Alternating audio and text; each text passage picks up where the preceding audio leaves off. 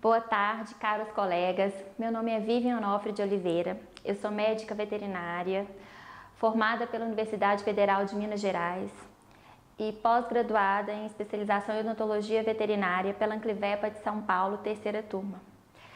É uma grande alegria estar participando do Conavet com vocês e nós escolhemos hoje um tema chamado Emergências na Odontologia Veterinária. Nós achamos interessante escolher porque muitos de nós, médicos veterinários, acreditamos não haver emergências nas doenças orais.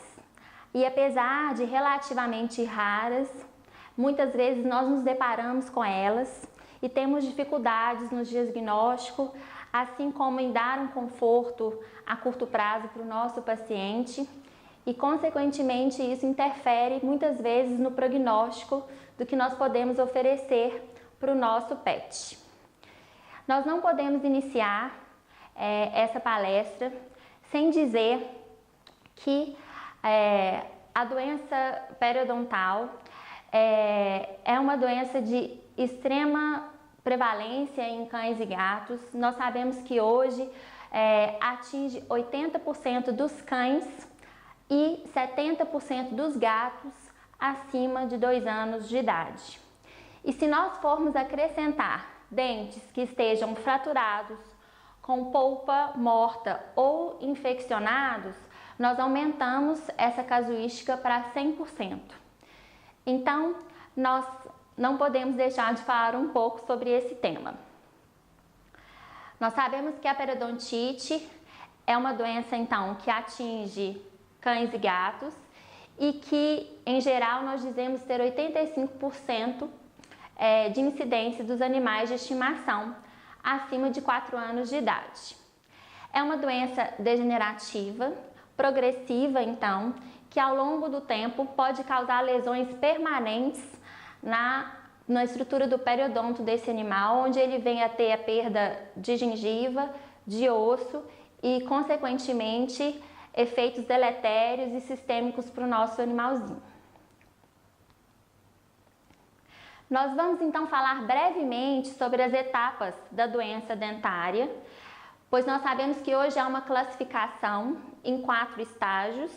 Esses estágios, eles são classificados de acordo com a perda óssea que a cavidade oral desse animal vem a sofrer com o avanço da doença periodontal.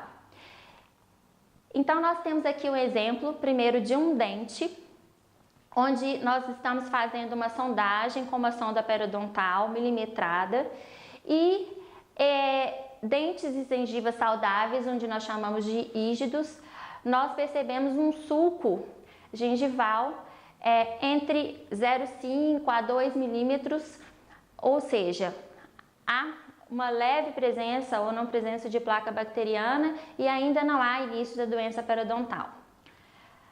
Nós temos já o caso onde há uma placa bacteriana leve, formação já de gengivite e começando a fazer com que haja formação de bolsa de sangramento e retração gengival. Na doença periodontal, então, progressiva, a placa bacteriana começa a se mineralizar, evoluindo para cálculo dentário e as bolsas, com o passar do tempo, vão se formando. Por fim, nós evoluímos para a doença periodontal avançada, onde já começa a haver perda mais substancial do nível de inserção clínica deste epitélio de aderência da gengiva e, consequentemente, perda óssea, onde ela vai sendo graduada a 25%, 50%, 75%, classificando assim a doença periodontal como estágio 3 ou 4. Os sintomas da doença periodontal, nós sabemos que são vários, múltiplos, mas muitas vezes o que nós percebemos é que o nosso pet não tem uma manifestação clínica tão exacerbada a ponto de demonstrar para o proprietário que ele sente dor, que ele tem incômodo na alimentação. Então, nós vamos mostrar para os colegas alguns desses sintomas para que vocês comecem a identificar no dia a dia durante a avaliação clínica odontológica. Nós temos a halitose, que muitas vezes é uma ponta do iceberg. O animal ele está com cálculo, às vezes um cálculo não tão grave, mas já tem a presença de halitose, demonstrando que a doença periodontal está ativa. As gengivas vermelhas, claro, com sangramento, a sondagem ou a manipulação. A cialorreia é muito comum, bruxismo. Também a formação de pus, já demonstrando infecção na boca, espirros, coriza. Temos também perda de apetite em alguns pacientes. Alguns também fazem com que os alimentos caiam da boca, não consigam apreender tão bem estes alimentos. Consequentemente, observamos algumas vezes perda de peso e, em alguns casos, também a irritabilidade. Nós temos aqui um desenho mostrando, o nosso grande vilão da doença periodontal, que são as bactérias que formam a placa bacteriana. E nós sabemos que num hospedeiro, onde a doença periodontal está ativa, essa microbiota ela se transforma de gram positiva para gram negativa do tipo espiroqueta. E essa microbiota subgengival, entre o sulco gengival e o ápice da raiz, ela promove então essa mudança e causa esses efeitos deletérios sistêmicos no nosso paciente. Para finalizar sobre doença periodontal, então, nós temos que saber que ela pode vir a trazer efeitos deletérios e sistêmicos, principalmente no paciente de meia idade, que já tem predisposição às doenças renais, cardíacas, hepáticas, assim como meninges, a própria diabetes mellitus. Então, o que nós temos que observar? Não deixemos de olhar a boca do nosso paciente, principalmente se ele já tem meia idade, se ele já tem predisposição a essas doenças, porque esse paciente não só corre o risco de perda óssea, mas também pelo fenômeno de bacteremia, ter a migração dessas bactérias gram-negativas para a corrente sanguínea e, consequentemente, inflamação desses órgãos. Além do que, já foi comprovado que pacientes que possuem essas doenças em grau moderado, eles têm uma resistência ao tratamento quando a persistência dessas bactérias gram-negativas no seu organismo. Então, nós vamos entrar agora no que, vias de fato, nós vamos falar, que é emergências na odontologia veterinária, e escolhemos algumas afecções que são mais comuns para que a gente possa abordar, então, o diagnóstico, o conforto emergencial e tratamento emergencial que nós podemos dar ao paciente e, claro, o tratamento definitivo que dentro da odontologia veterinária também nós podemos oferecer. Nossa primeira parte será resumida aos traumatismos dento-alveolares. Algo que é muito comum na clínica de pequenos animais, principalmente em cães, são as fraturas dentárias. Muitos dos nossos pets, nós sabemos que através de brigas, quedas de sofás, de escada, também na mastigação de brinquedos que sejam duros, de ossinhos, até mesmo às vezes na tentativa de remoção de placa bacteriana ou cálculo dentário, acabam sofrendo fraturas dentárias, e essas fraturas dentárias são mais frequentes nos dentes quarto premolar superior, primeiro molar superior e nos caninos.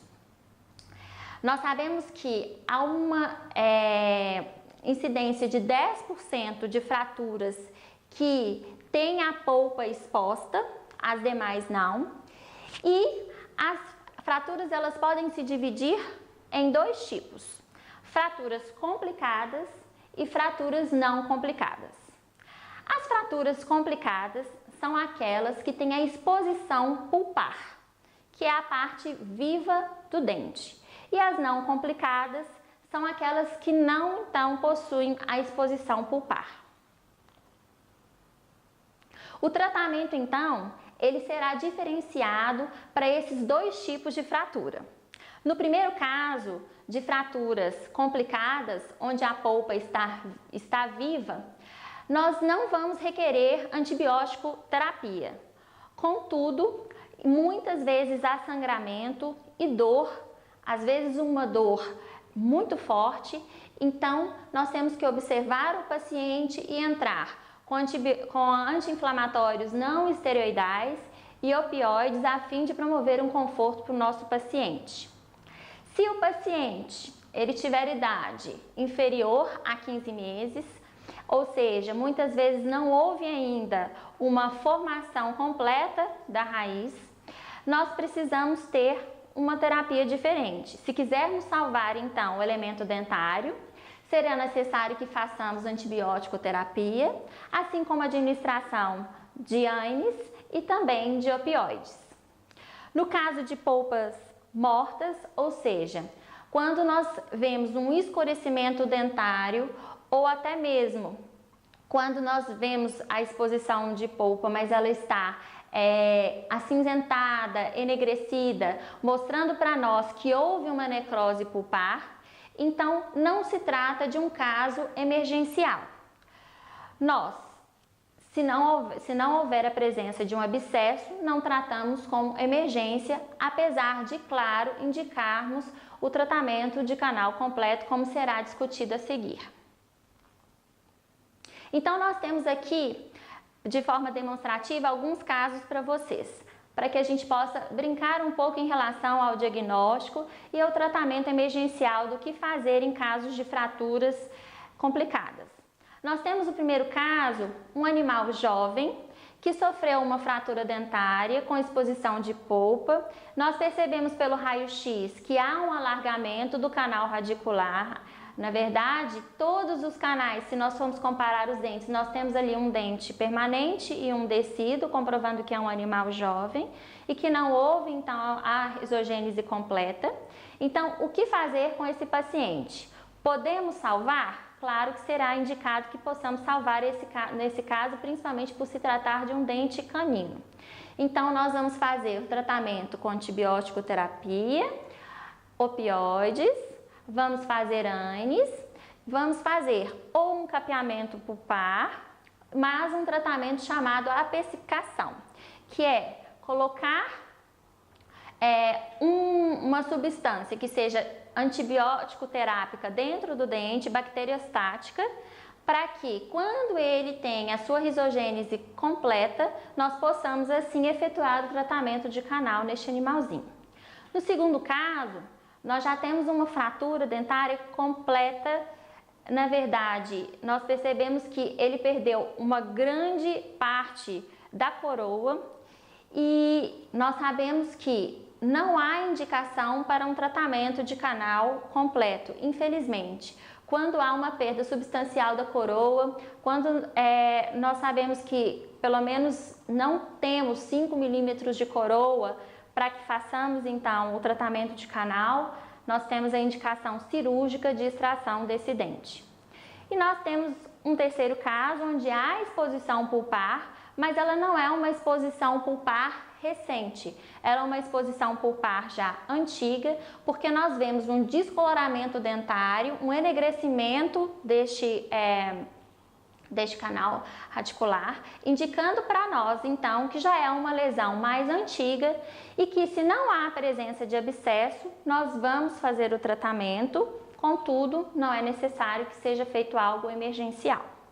Então, agora a gente vai abordar, de uma forma bem breve, sobre o que é feito após o tratamento emergencial. Seria o tratamento endodôntico ou o tratamento de canal completo. Qual que é o intuito? É nós retirarmos, a inflamação, a infecção do elemento dentário, do que está dentro da polpa dentária. Então, nós fazemos uma remoção através de limpeza química, de debridamento, de remoção mecânica, e depois nós preenchemos o canal com um curativo, um material bacteriostático e geralmente em caso de PEX nós podemos usar alguns outros métodos, mas após 3 meses em geral nós colocamos então um material que ficará permanente, que também é bacteriostático, e junto com a gutta-percha, e nós fechamos e restauramos este elemento dentário. Então nós temos ali, para que vocês tenham como demonstração, um dente que foi fraturado, que está com exposição do canal pulpar, mostra um alargamento através de visualização radiográfica.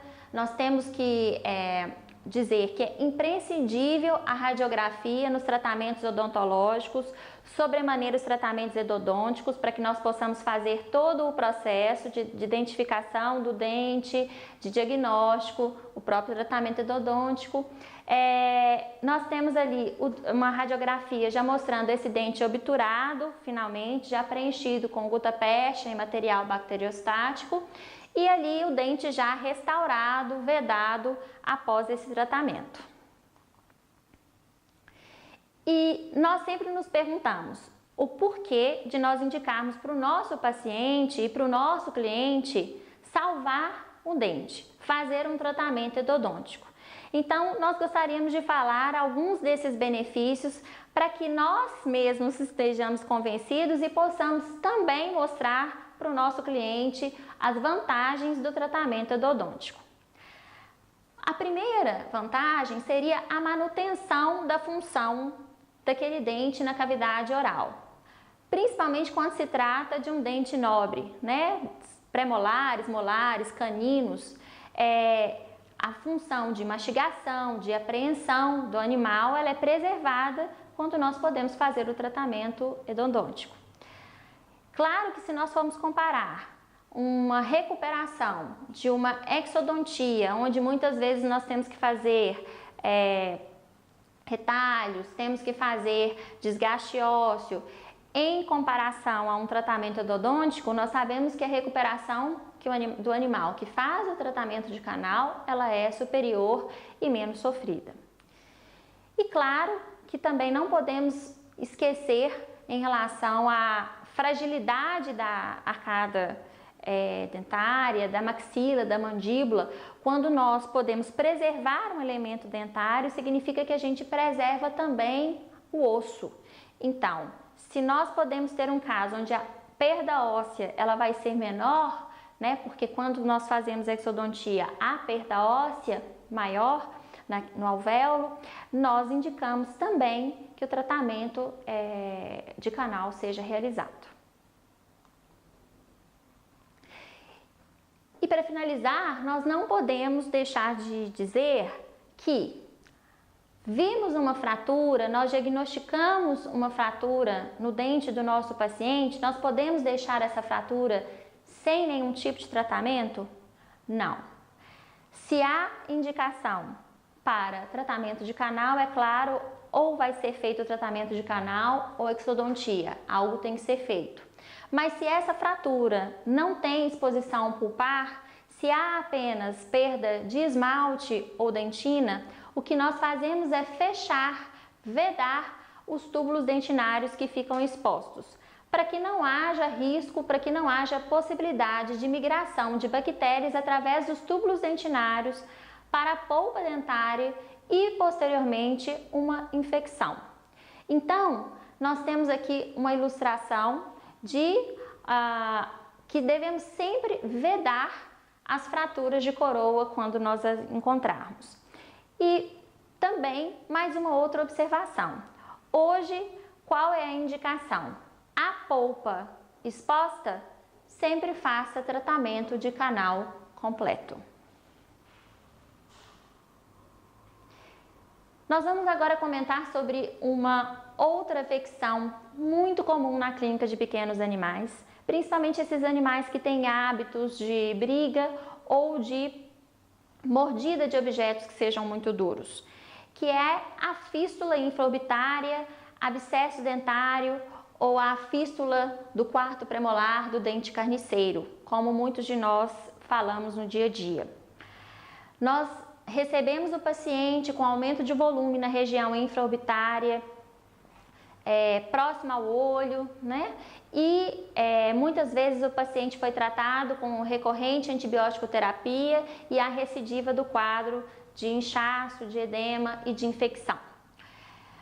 O que acontece é que muitas vezes na inspeção clínica nós olhamos para o dente do paciente e nós não chegamos a ver nenhuma fratura.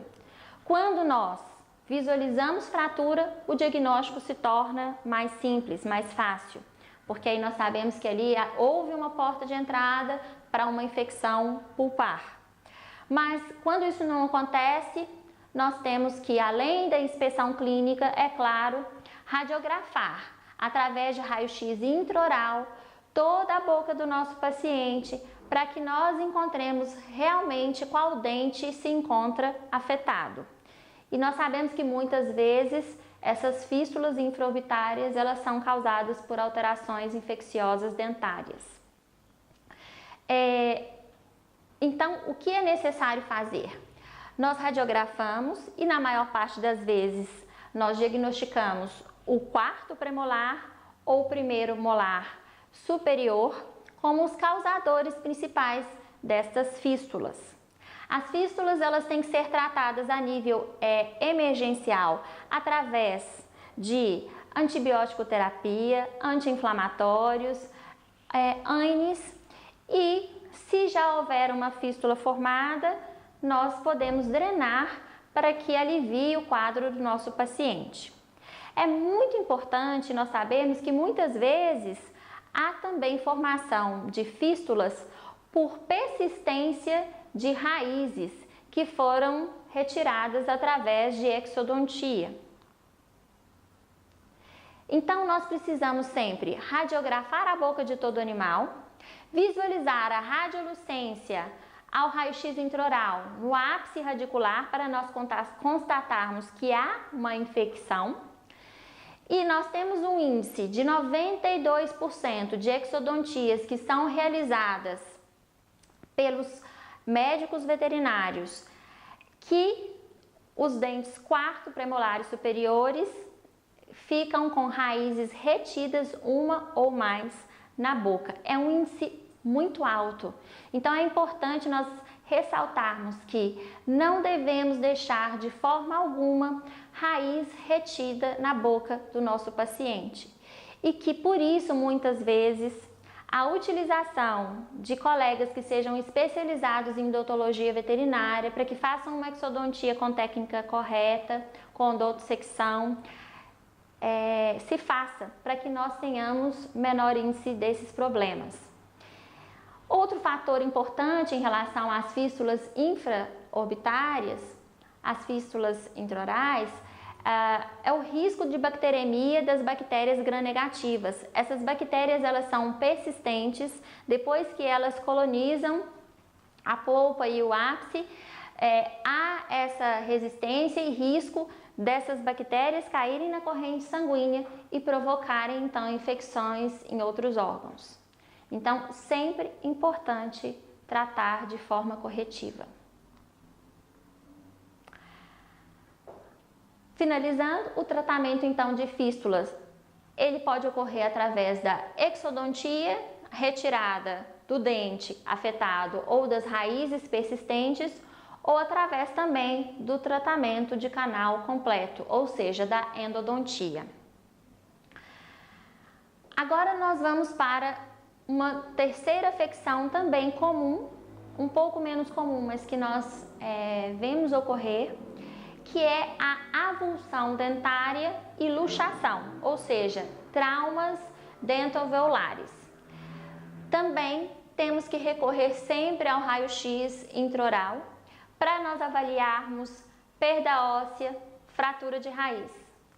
Importante, se esse dente ele avulsionou, se ele saiu do alvéolo dentário, nós precisamos conservá-lo em meio de solução salina ou leite, e o tempo neste tipo de situação pode ser um grande amigo ou inimigo do prognóstico do nosso paciente. Então, a fim de salvar esse dente, nós conservamos em meio de solução salina ou leite e nós tentamos reimplantar esse dente o quanto antes.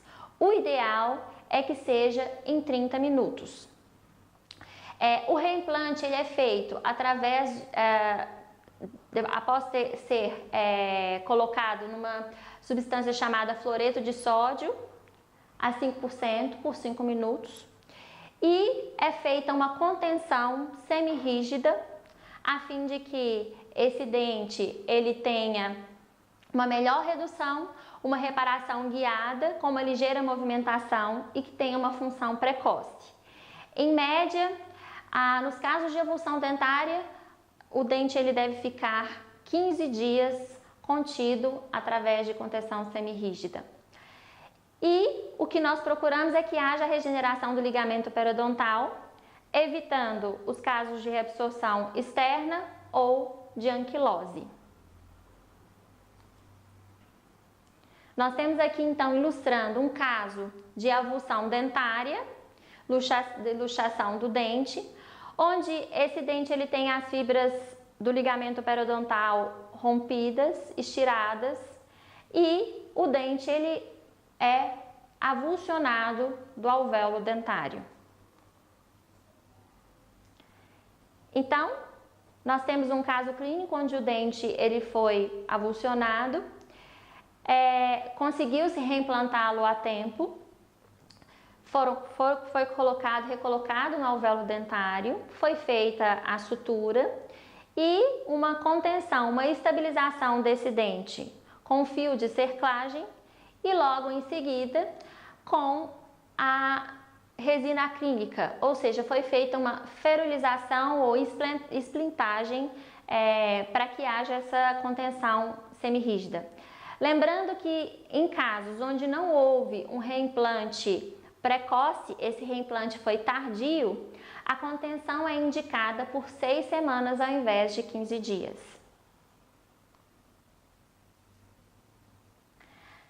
Agora então nós vamos para uma segunda etapa que nós vamos abordar sobre as emergências na odontologia veterinária, mas já ligadas a traumatismos de maxila e mandíbula, que também são bastante frequentes em clínica de pequenos animais. Temos aqui ilustrando um caso muito comum, que é a disjunção de sínfise de um felino. Então, as fraturas de mandíbula e maxila, elas geralmente ocorrem por traumas, elas podem ser patológicas, podem ser secundárias a neoplasias e também a cistos. Quando nós temos um trauma, então como nós devemos abordá-lo de forma emergencial? Primeiro, nós temos que fazer com que haja hemostasia, sutura destes tecidos moles e associados e sempre uma redução guiada por oclusão. E por último, a contenção. Nós temos como objetivo do tratamento desses traumas a correção da má oclusão do nosso paciente, claro, tão importante quanto restabelecer a função mastigatória e de apreensão, promover também a estabilidade do foco de fratura, a preservação dos elementos dentários, que para a odontologia veterinária, sempre que possível, nós lutamos para que isso ocorra, e a prevenção também de lesões em tecidos adjacentes. Nós ilustramos agora então o caso de um felino, muito conhecido como a síndrome do gato paraquedista. Muitas vezes os felinos eles caem e ocorre a disjunção de sínfise da mandíbula. Então, é um caso de emergência onde nós temos que fazer a administração de ANES, de opioides, terapia de dor. Nós fazemos o diagnóstico através de raio-x extraoral e preferencialmente intraoral para nós vermos a situação dos elementos dentários e também temos um detalhamento melhor da fratura.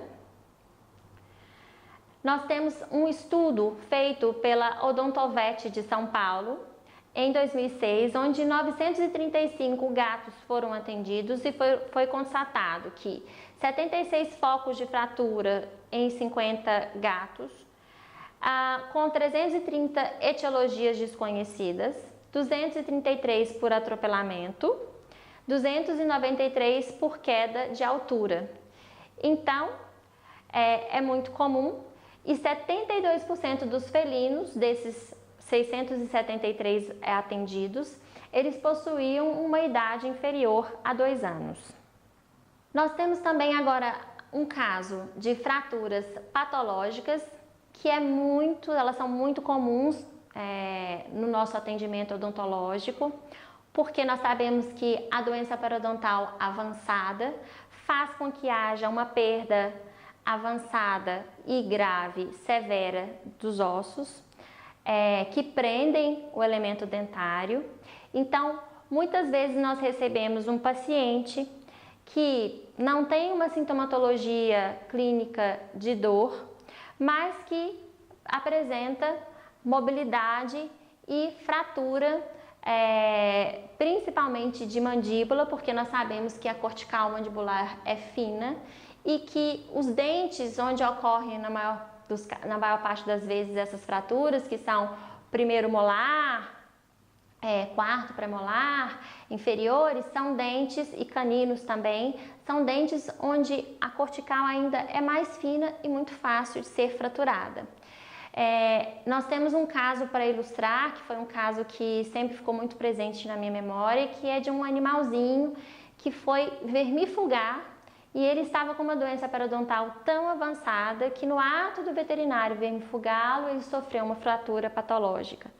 Então, nós temos que tomar muito cuidado com esses pacientes, lembrando que eles têm uma fragilidade óssea e que uma queda, muitas vezes, ou até a mastigação de um objeto mais duro é suficiente para provocar uma fratura patológica. Nós temos aqui a exemplificação de 2 casos diferentes de fratura patológica, apesar da localização ser muito parecida, né? Então, aqui nós temos o primeiro molar inferior, onde ele sofreu uma fratura desfavorável, né? A direção da fratura dele ela é desfavorável a uma redução. E nós sabemos que a casuística dessas fraturas, então, elas ocorrem sobremaneira em pacientes mais idosos, mais velhos, acima de 6 anos de idade, poucos sinais clínicos, com doença periodontal avançada e que geralmente ocorrem então nos casos de brigas como já dito, quedas de escada, sofá ou mastigação de objetos duros. Esse é o nosso segundo caso, já de uma fratura favorável. Então nós sabemos que existem forças, né, que podem favorecer a redução das fraturas. Então nós temos aqui o caso de uma fratura que é favorável com aquele anterior a não favorável.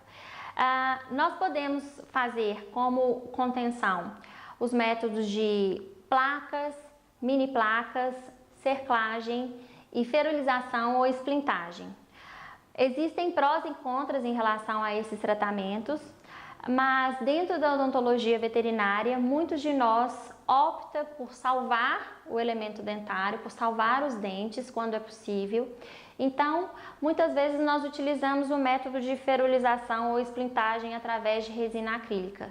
Lembrando sempre que esse método ele precisa ser feito com o preparo do dente através de ataque ácido, para que em seguida ele possa receber a colocação da resina.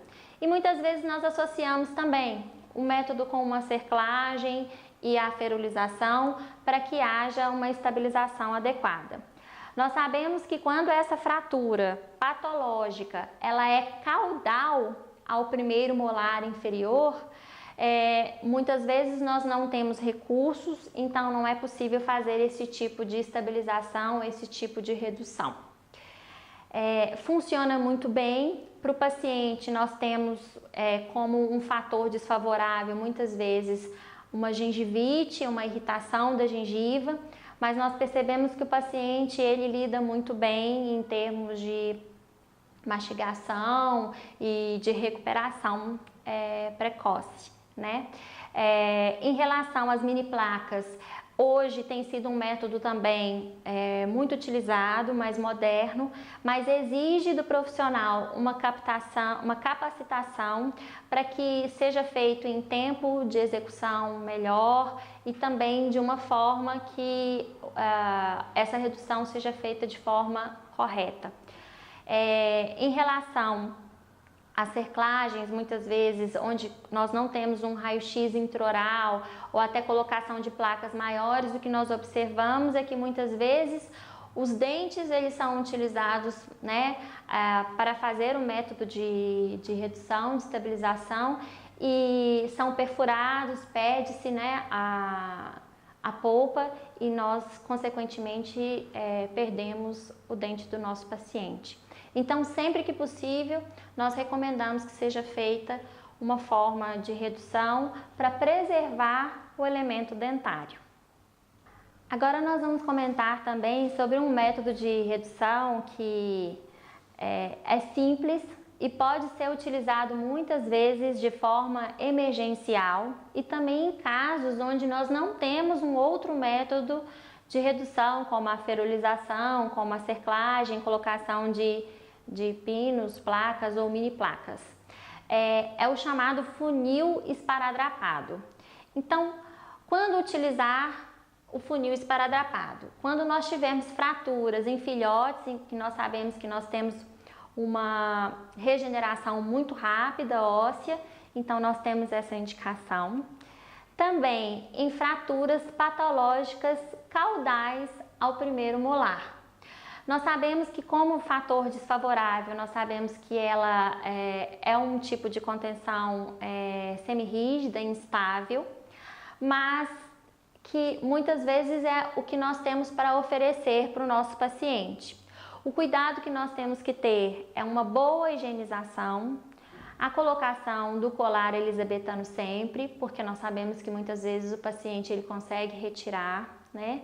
E claro, uma alimentação pastosa, que aí depende do tempo de indicação para fixação. Nós vamos indicar aí desde 20 dias, no caso de um filhote, né, a 15 dias para um paciente ou mais para um paciente que sofreu a fratura patológica caudal. Esse método, então, nós utilizamos através de colocação do esparadrapo. É claro que nós não colamos o esparadrapo no pelo do paciente, ao contrário. Então, nós fazemos a colocação ao redor do focinho e em seguida nós colocamos ao redor das orelhas, entre orelhas, para que haja então essa contenção semirrígida do nosso paciente, para que ele não consiga ter uma grande movimentação das arcadas da maxila e da mandíbula. Então nós temos essa ilustração, é fácil, qualquer um de nós pode treinar e fazer num caso de emergência ou num caso como esses que nós já dissemos anteriormente. Então, nós gostaríamos, em relação às questões de emergências na odontologia veterinária, citando que nós temos algumas outras que podemos exemplificar, como os casos de tumores, também de abscessos e infecções oculares, que muitas vezes são provocados por também infecções dentárias. Temos os casos também de queimaduras, de choques, todos são casos que são emergenciais dentro da odontologia veterinária, mas nós resolvemos trazer alguns que são os mais comuns para que nós facilitássemos um pouco, elucidássemos um pouco a vida clínica, né, dos nossos médicos veterinários generalistas, para que o diagnóstico ele seja realmente precoce, para que a gente não demore a dar conforto para o nosso paciente, para que a gente consiga trazer um prognóstico melhor para o nosso pet, que chega muitas vezes com um quadro de dor e muitas vezes pela demora nós perdemos a vida de um elemento dentário e nós não conseguimos fazer o melhor pelo nosso paciente. Então, nós temos como consideração que nós como médicos veterinários generalistas, pensarmos que a doença oral ela não é só a doença periodontal que nós estamos lidando no dia a dia. Nós temos também as situações que são emergenciais e que temos que nos atentar e cuidar bem dessas situações. Uma segunda consideração é que, apesar de elas serem relativamente raras, precisam de um tratamento apropriado, como já dito anteriormente. E que esse diagnóstico e este tratamento a curto prazo, eles fazem uma grande diferença no prognóstico e também no conforto que nós podemos trazer ao nosso paciente. Mas como nós não podemos deixar de falar da doença periodontal, eu gostaria de finalizar também contando um breve caso que aconteceu na minha época de estágio na USP, em que eu estava no laboratório de odontologia comparada, que nós recebemos uma pacientezinha idosa, uma poodle, com um sangramento oral e, na verdade, ela já estava com uma anemia grave, com um quadro de desidratação e na triagem, após terem investigado tudo que poderia estar acontecendo com essa cadelinha, eles encaminharam aos especialistas de odontologia.